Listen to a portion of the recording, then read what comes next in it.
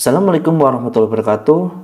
Di video kali ini kita akan melanjutkan sesi tentang filter ya. Kita akan gali lebih dalam lagi terkait filter, apa aja yang bisa dilakukan, dan terutama bagaimana memaksimalkan si filter ini. Oke, kita langsung saja terkait filter ini.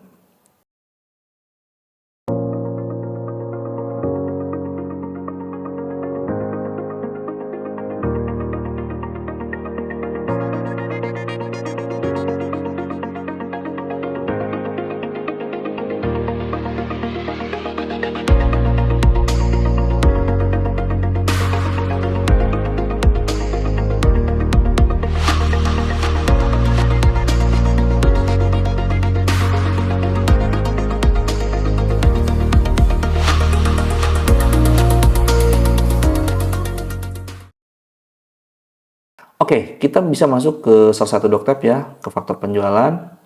Nah, kita misalkan mau filter sesuatu nih. Misalkan kita pengen filter customer umum yang statusnya itu paid, kemudian yang di atas 100.000. Oke, karena ini nggak ada, kita searching di sini ya. Grand total yang greater than, jadi kita cari yang di atas 100.000. Oke, filter. Nah, kalau teman-teman misalkan nanti keluar dari sini atau ke reset filternya, maka filter ini akan hilang. Terus kalau mau filter kembali, ya kita harus ulang lagi. Nah, itu kan wasting time ya. Itu betul-betul apa ya? Ya pekerjaan repetitif lah gitu. Artinya bahwa sebetulnya di Prapel 15 ini kita bisa melakukan saving filter gitu. Jadi filter apa yang kita bikin itu bisa kita pakai kembali. Nah, caranya gimana? Nah, setelah teman-teman bikin filternya, teman-teman tinggal klik di sini ya. Nah, di sini ada save filter. Nah, kita ketik aja nama filternya apa. Misalkan customer umum atau CU. Biar singkat, CU yang di atas 100.000.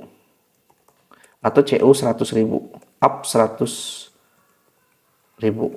Nah, kemudian di sini ada is global ya. Is global ini maksudnya kalau misalkan teman-teman di sistemnya itu banyak usernya, filter kita itu bisa diakses oleh user yang lain gitu. Jadi bisa di-share. Simpelnya sih gitu. Tapi kalau misalkan, oh ini filter buat saya sendiri ya, ini jangan di checklist gitu. Gampangnya seperti itu ya. Oke, kita enter. Nah, maka kesimpan nih. Nah, jadi misalkan kita lagi buka apa gitu ya, atau kita lagi filter yang lain misalkan ya. Kita reset misalkan ya. Kita lagi filter misalkan cari yang unpaid, oke. Atau cari yang paid. Oke, kemudian kita pengen lihat lagi nih yang tadi, yang customer tadi. Nah, itu sebetulnya kita tinggal klik di sini, kita tinggal klik. Nah, maka dia otomatis ngefilter customer umum, paid, filter. Dan di sini nggak hanya satu ya, itu bisa banyak gitu dan bisa kombinasi yang banyak gitu. Misalkan saya pengen cari yang sales invoice PT misalkan.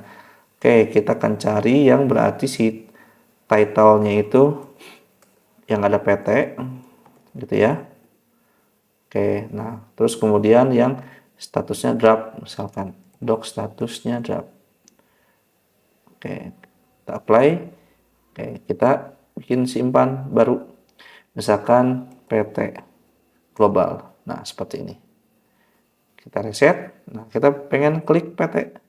Nah, dia langsung otomatis ya search PT. Ini filter sisanya. Jadi dia filter karena di sini udah ada filternya maka akan terpindahkan otomatis ya.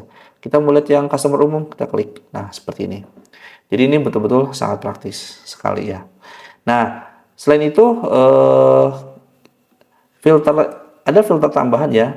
Tadi kita lihat untuk kasus-kasus field yang punya nilai ya kayak grand total. Jadi jenisnya yang currency itu dia punya operasi yang lain. Ada greater than, ini lebih dari, kemudian less than ini kurang, greater than or equal to ini berarti lebih dari sama dengan, jadi exact gitu ya. Misalkan saya mau cari greater than or equal to 100.000 berarti yang kalau dia nilainya pas 100.000 itu akan masuk. Tapi kalau enggak misalkan lebih apa ya kurang gitu ya, itu nggak bisa. Artinya ini kalau secara rumus itu ya besar sama dengan gitu. Kalau greater than aja itu lebih besar seperti itu ya. Nah, selain itu ada juga terkait posting date ya. Ini penting banget nih. Atau date. Nah, Nah, kalau filter date itu ada lebih lebih banyak lagi. Dia ada tambahan after, jadi kita bisa ngecek tanggal date yang misalkan after setelah tanggal 3 misalkan. Nah, dia akan mencari dokumen sales invoice yang setelah tanggal 3. Nah, bisa juga yang before gitu ya. Nah, ini jadi bisa macam-macam nih. Kemudian ada on after, ini terkait pas tanggal sekarang dan setelahnya. Kemudian on or before berarti sekarang dan sebelumnya. Kemudian ada between. Kalau between ini kita pengen range gitu ya. Jadi misalkan saya pengen cari di Januari, tanggal 1 Januari sampai 31. Nah, seperti ini. Nah, kemudian nanti ada time span. Nah, ini misalkan kita pengen cari yang hari ini, gitu kan. Kita nggak punya spesifik tanggal, tapi kita pengen hari ini. Nah, itu bisa pakai time span gitu ya. Tinggal klik today. Nah, ini harusnya kosong ya, nggak ada. Atau kita mau cari yang kemarin. Oke. Atau mau cari yang misalkan 90 hari yang lalu, bisa. Nah, contoh misalkan buat productivity misalkan ya.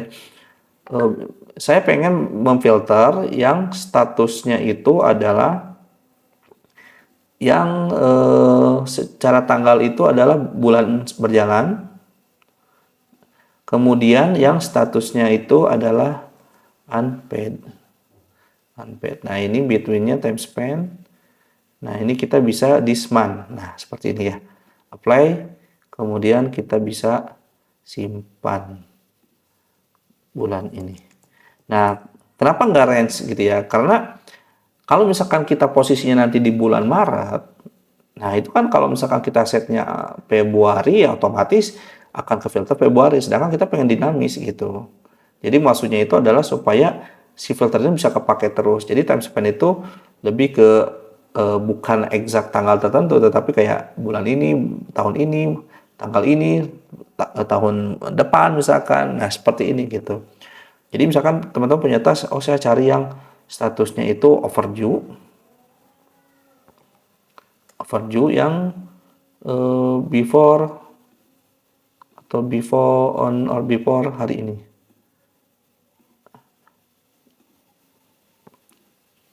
Nah, seperti ini teman-teman. Barulah kita bisa simpan. Nah, seperti itu ya. Jadi untuk tanggal ini memang ada spesialnya ya, tambahan, ada fiscal year juga gitu ya. Jadi kayak tanggal, terus kemudian angka atau currency itu punya tambahan. Kalau misalkan kayak string lain sebagainya itu normal aja gitu. Oke, baik teman-teman itu terkait video kita untuk kali ini ya. Jadi teman-teman bisa memanfaatkan save filter ini supaya bisa lebih produktif. Oke, terima kasih semuanya. Assalamualaikum warahmatullahi wabarakatuh.